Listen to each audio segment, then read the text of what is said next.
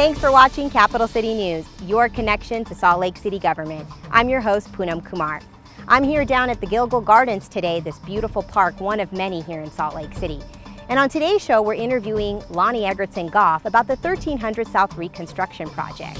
And our History Minute is about Mahonri Young, Olympic gold medalist. But first, let's start with our legislative update and look back.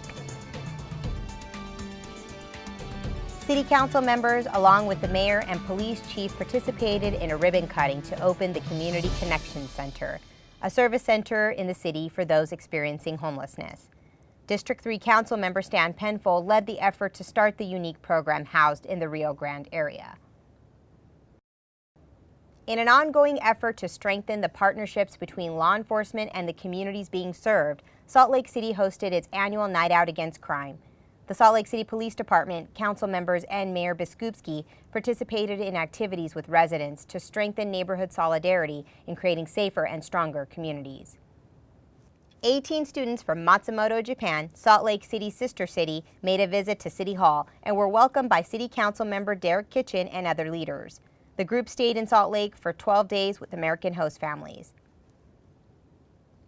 Ready for liftoff? The countdown has begun. The Leonardo launched its first original blockbuster exhibit, Flight. This unique exhibit takes patrons on a completely immersive journey into the world and ecosystem of flight. Patrons are encouraged to explore, tinker, climb, slide, and experience the history and future of flight. Learn more at theleonardo.org. Over 40,000 people attended Craft Lake City's Do-It-Yourself DIY Festival, a local-centric arts festival.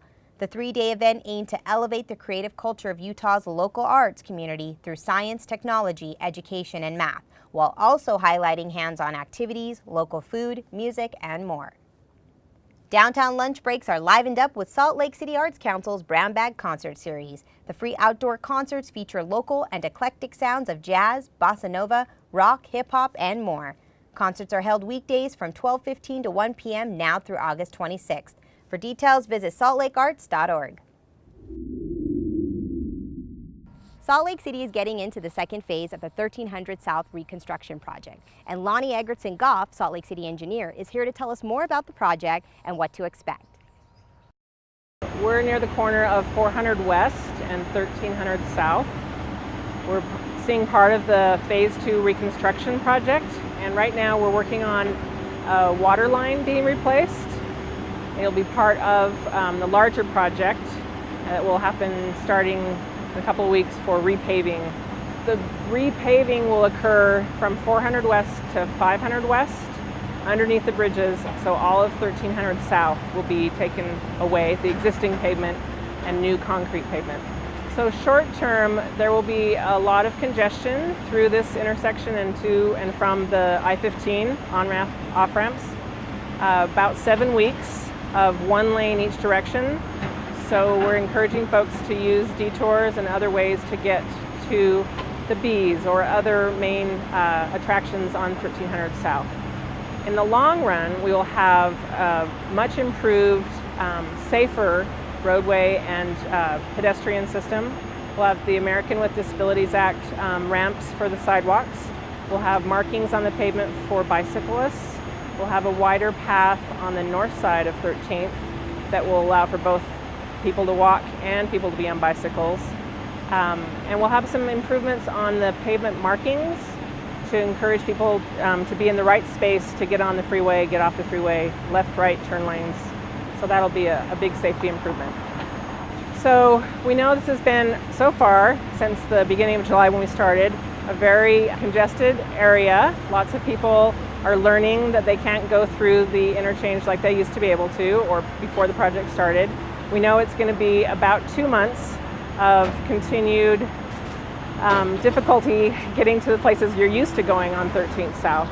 But in the long term, this project will allow for a lot fewer maintenance projects, and hopefully we'll be having a lot better outcomes with all of the truck traffic that comes through here and folks that come just for, the Bees or other events. They'll be able to get on and off the freeway easily and get to their destination.